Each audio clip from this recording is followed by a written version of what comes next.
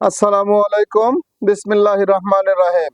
শ্রম আইন নিয়ে আলোচনা করার জন্য আরো একটি নতুন পর্ব নিয়ে আপনাদের মাঝে উপস্থিত হলাম। আমি হোসাইন আহমেদ আকাশ, সাধারণ সম্পাদক, বাংলাদেশ প্রগতিশীল নির্মাণ শ্রমিক ফেডারেশন। আশা করি সকলে ভালো আছেন। দেশ ও প্রবাসের সকল সেক্টরের সকল শ্রমিকদেরকে জানাই সংগ্রামী শুভেচ্ছা ও আন্তরিক অভিনন্দন। সংগ্রামী সাথী ও বন্ধুগণ, আজ আমরা আলোচনা করব শ্রম আইনের ধারা 160 নিয়ে। চিকিৎসা পরীক্ষা।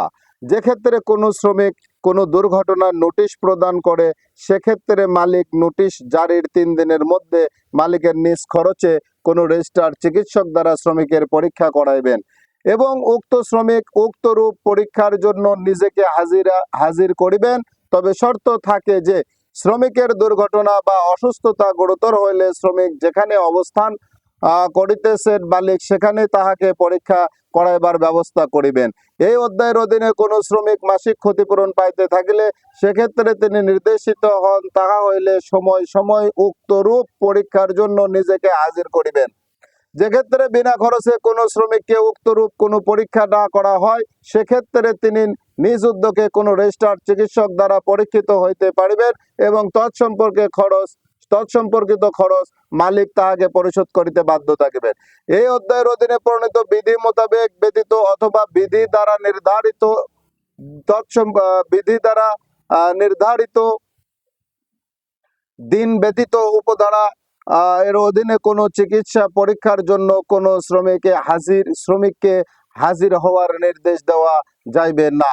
যদি কোনো শ্রমিক মালিক কর্তৃক নির্দেশিত অথবা শ্রম আদালত কর্তৃক কোনো সময়ে নির্দেশিত হওয়া সত্ত্বেও চিকিৎসা পরীক্ষার জন্য তিনি কোনো রেজিস্টার্ড চিকিৎসকের নিকট নিজেকে হাজির করিতে অস্বীকার করেন অথবা অন্য কোনোভাবে উহাতে বাধা প্রদান করেন, তাহা হইলে উক্ত অস্বীকৃত বা বাধা দেওয়া কালে তাহার ক্ষতিপূরণ পাওয়ার অধিকার সাময়িকভাবে স্থগিত থাকিবে। যদি না অস্বীকৃতির ক্ষেত্রে নিজেকে উক্তরূপ হাজির করার ব্যাপারে তিনি পর্যাপ্ত কারণ দ্বারা বাধাপ্রাপ্ত হইয়া থাকেন।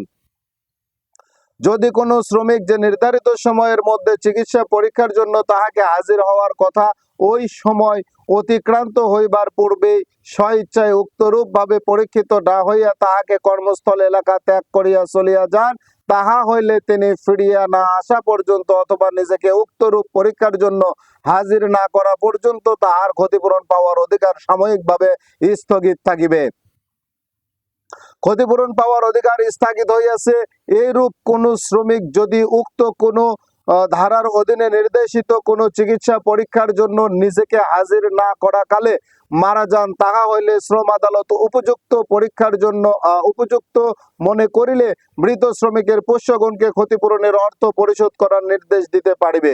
যে ক্ষেত্রে কোনো ক্ষতিপূরণ পাওয়ার অধিকার স্থগিত হয়, সেক্ষেত্রে স্থগিতকালের জন্য কোনো ক্ষতিপূরণের প্রদেয় হইবে না এবং যদি ধারা 151 উল্লেখিত অপেক্ষাকাল অবসান হইবার পূর্বে উক্ত স্থগিতকাল শুরু হয়, তাহা হইলে অপেক্ষাকাল স্থগিতকালের দ্বারা বৃদ্ধি প্রাপ্ত হইবে।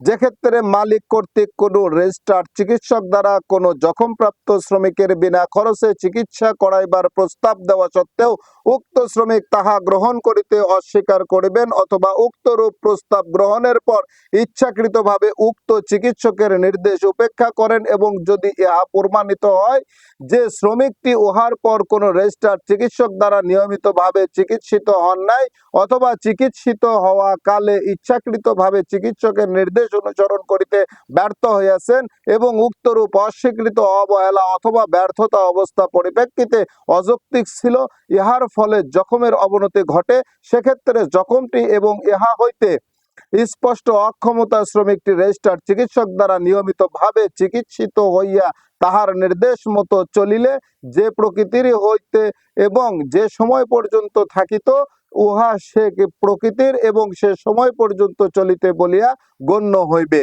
এবং কোনো ক্ষতিপূরণ প্রদয় হইলে উহা তদ অনুযায়ী প্রদত্ত হইবে। যে ক্ষেত্রে কোনো মালিক অথবা জখমপ্রাপ্ত শ্রমিক কোনো রেজিস্টার্ড চিকিৎসক কর্তৃক প্রদত্ত চিকিৎসা পরীক্ষার রিপোর্ট সন্তুষ্ট না হন, সেক্ষেত্রে তিনি বিষয়টি পুনরায় পরীক্ষা করার জন্য মেডিকেল কলেজের অনন্য সহযোগী অধ্যাপকের মর্যাদা সম্পন্ন কোনো চিকিৎসা বিশেষজ্ঞর নিকট প্রেরণ করিতে পারিবেন। এবং এই প্রকার পরীক্ষার জন্য খরচ হইবে যা খরচ হইবে উহা মালিক বা ক্ষেত্র মতো শ্রমিক বহন করিবে। কোনো প্রতিষ্ঠানে অনন্য 10 জন শ্রমিক কর্মরত থাকিলে উক্ত প্রতিষ্ঠানের মালিক শ্রমিকের জন্য যৌথ বীমা কর্মসূচির অধীনে দুর্ঘটনাজনিত বীমা স্কিম চালু ও বাস্তবায়ন করিতে পারিবেন এবং উক্তরূপ দুর্ঘটনা বীমা স্কিম হইতে প্রাপ্ত সুবিধাদি বা অর্থ শ্রমিকের চিকিৎসা কাজে ব্যয় করিতে হইবে। সংগ্রামী সাথী ও বন্ধুগণ, অত্যন্ত গুরুত্বপূর্ণ একটি বিষয় নিয়ে আজ আমরা আলোচনা করলাম। আশা করি সকলে বুঝতে পেরেছেন।